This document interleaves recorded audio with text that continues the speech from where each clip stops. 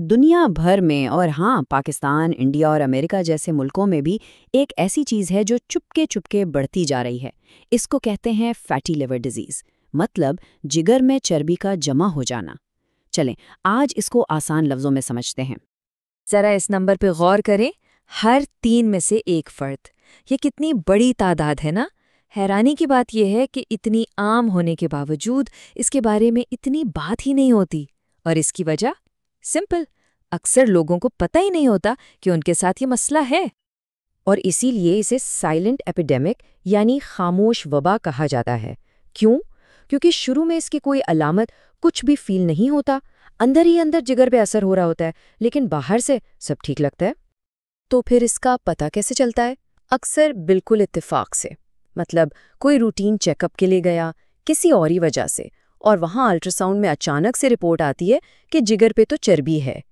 ज़्यादातर केसेस में इसका पता ऐसे ही चलता है। सिम्टम्स तो तब आते हैं जब नुकसान काफ़ी हद तक हो चुका होता है।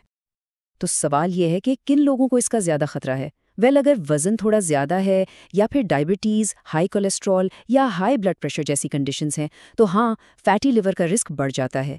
इन लोगों के लिए इसकी स्क्रीनिंग करवाना एक बहुत ही समझदारी की बात है। अब देखें, जिगर की बीमारी का जिक्र आते ही अक्सर लोगों के जहन में फ़ौरन अल्कोहल का ख्याल आता है ना? लेकिन ये पूरी कहानी नहीं है, बल्कि ये अधूरी कहानी है। असल में फैटी लिवर की सबसे आम वजह शराब है ही नहीं। इसकी असल वजह कुछ और है। इसको आसान करने के लिए समझ लें, इसकी 2 मेन टाइप्स हैं। एक तो है अल्कोहलिक फैटी लिवर, जो जैसा कि नाम से ही पता चल रहा है ज़्यादा अल्कोहल पीने से होता है। लेकिन दूसरी और कहीं ज़्यादा कॉमन टाइप जो है वो है non alcoholic fatty liver disease या NFLD। और इसका डायरेक्ट लिंक हमारे लाइफस्टाइल से है, हमारे खाने पीने से। तो फिर इस NFLD के पीछे असल कल्प्रिट्स हैं कौन? देखें, ये वही चीज़ें हैं जो आजकल हमारी लाइफ का हिस्सा हैं। मीठे drinks, sugary foods, over eating, इन सब चीज़ों से जिस्म में आती है इंसुलिन रेजिस्टेंस। और जब इसके साथ मिल जाता है एक सुस्त लाइफस्टाइल, यानी ज़्यादा हरकत ना करना, तो बस जिगर के सेल्स में फैट जमा होना शुरू हो जाता है। सोचिएगा, हमारा जिगर ये जिस्म का एक किस्म का पावर हाउस है, एक डिटॉक्स सेंटर। ये 500 से ज़्यादा ज़रूरी काम करता है। सबसे अहम तो है जिस्म से गंदे मादों को साफ करना। अब तसव्वुर करें, इस पावर हाउस में अगर फैट जमा होना शुरू हो जाए तो क्या होगा? जाहिर है इसकी परफॉर्मेंस डाउन हो जाएगी, और अगर इस मसले को वक्त पे ना रोका गया तो ये बहुत सीरियस हो सकता है। और ये जो नुकसान है ना, ये एकदम से नहीं होता। इसके स्टेजेस हैं। सबसे पहले एक हेल्दी लिवर पे बस थोड़ी सी चर्बी आती है। ये स्टेज है स्टीओटोसिस। फिर इस चर्बी की वजह से जिगर में सोजिश यानी इन्फ्लेमेशन शुरू हो जाती है। इसको नैश कहते हैं। यहाँ से समझ लें अहम मसला शुरू होता है। इसके बाद जिगर पे जख्म बनने लगते हैं, स्कारिंग होती है। ये है फाइब्रोसिस। और आखिरी स्टेज वो है सिरोसिस। ये वो पॉइंट है जहाँ जिगर इतना डैमेज हो चुका होता है कि वो आम तौर पर ठीक नहीं हो सकता। ओके, इतनी सारी सीरियस बातों के बाद अब आती है गुड न्यूज़, और वो ये है कि ये सफ़र कोई वन वे स्ट्रीट नहीं है। इससे यू टर्न लिया जा सकता है। हाँ बिल्कुल। चलें अब देखते हैं कि इस डैमेज को रिवर्स करने और अपने जिगर को हील करने के लिए करना क्या है। सबसे पहले ये बात जहन में रखें, fatty liver disease is reversible. ये काबिल इलाज है।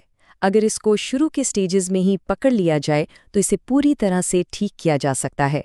और इसका इलाज दवाइयों में इतना नहीं जितना हमारे अपने लाइफस्टाइल में है। तो ये यू टर्न लेने का प्लान क्या है? बहुत सिंपल सा 3 स्टेप प्लान है। स्टेप 1, सिर्फ 7 से 10% वज़न कम करना। इतनी सी कमी भी जिगर की चर्बी और सोजिश पे ज़बरदस्त असर करती है। स्टेप 2, मीठे ड्रिंक्स को बिल्कुल ख़त्म कर देना।